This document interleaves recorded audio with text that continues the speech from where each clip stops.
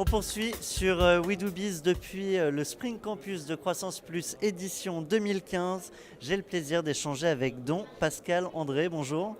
Bonjour. Don Pascal André, vous vous apprêtez à prendre la parole face à cette communauté d'entrepreneurs de croissance sur la prise de risque avec l'idée qu'on se trompe dans notre conception du risque aujourd'hui.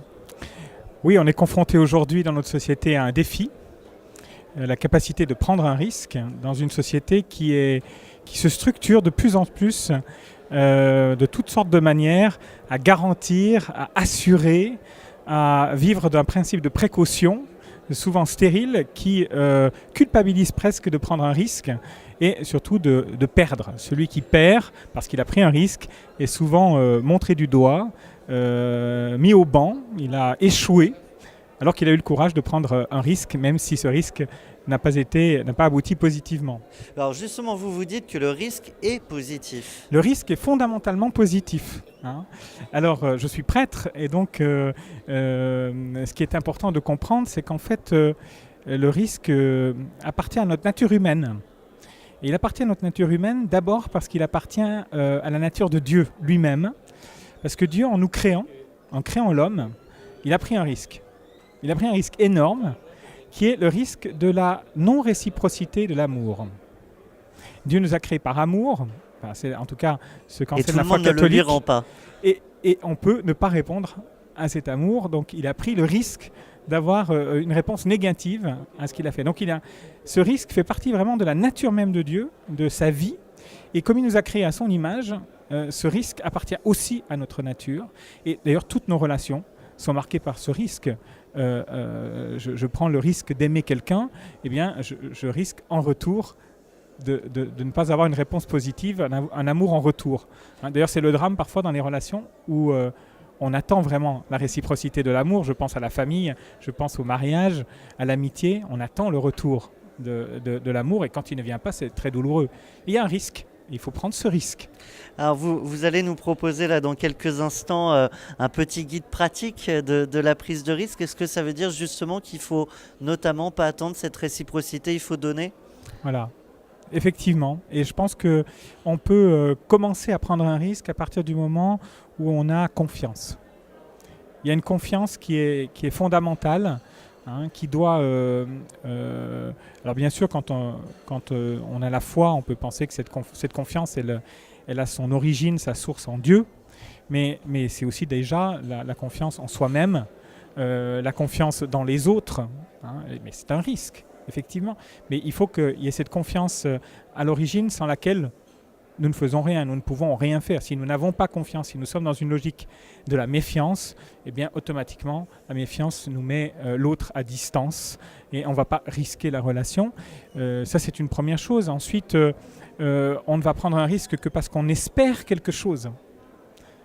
On espère un bien plus grand. Un chef d'entreprise ou un entrepreneur va créer une entreprise parce qu'il espère pouvoir vendre le produit qu'il fabrique, parce qu'il espère une croissance, il espère une productivité, il espère une rentabilité.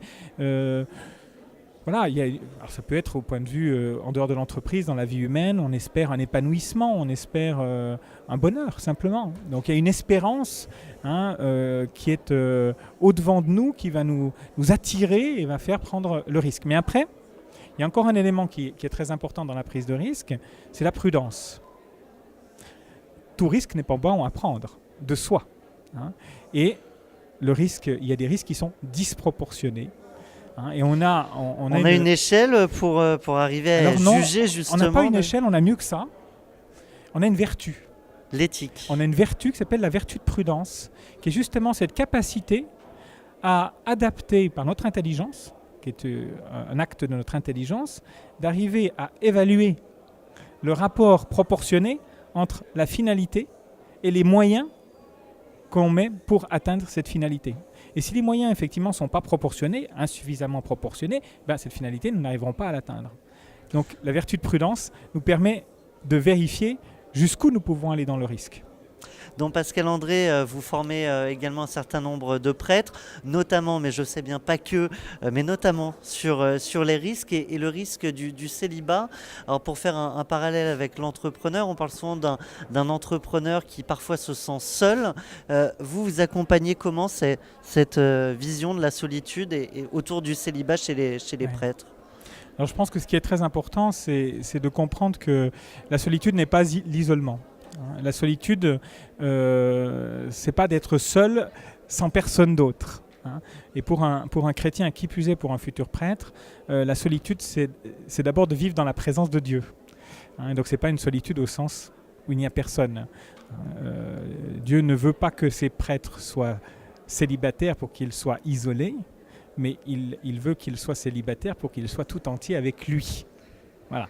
Donc pour l'entrepreneur qui nous écoute, admettons qu'il ne soit pas croyant, comment il peut arriver à rompre cette solitude pour le coup? Eh bien, je pense que le chef d'entreprise, l'entrepreneur, pour pouvoir assumer sa responsabilité d'entrepreneur, doit être à l'écoute, capable de prendre de la hauteur de vue, capable de faire silence, capable de se remettre en cause. Et donc, ça implique toujours une altérité. Vivre dans une relation avec quelqu'un d'autre. Et de fait, je pense que le chef d'entreprise, l'entrepreneur, il n'est pas bon pour lui qu'il soit seul dans la direction de son entreprise. Qu'il sache justement prendre du recul, de la hauteur, être à l'écoute, prendre des conseils, etc. Le silence, se mettre au vert, voilà. Pour ne pas être simplement la tête dans le guidon en permanence. C'est là qu'il y a une forte solitude en fait. C'est quand on a l'impression d'être enfermé dans ce qu'on est en train de faire. Donc Pascal André, avant le Spring Campus, on vous a demandé quelle était votre phrase préférée. Vous avez répondu « Ma vie, nul ne la prend, c'est moi qui la donne ». C'est une citation de Jésus-Christ. Oui. Ça vous inspire quoi cette phrase? C'est une phrase que j'aime beaucoup parce qu'elle est justement l'expression, je dirais, souveraine de l'engagement. On ne se fait pas... on n'a pas été créé, on n'est pas fait pour qu'on nous prenne notre vie, mais pour qu'on s'engage complètement et qu'on la donne de bon cœur, voilà, chaque jour et tout au long de notre vie. Voilà. Eh bien, je vais parler, pour conclure, d'un de vos engagements avec Procléro, un fonds commun de placement. Je vous propose de revenir très prochainement sur notre antenne pour en discuter parce que vous aussi, vous êtes prête, mais aussi entrepreneur. Un grand merci à vous. Merci beaucoup de votre accueil.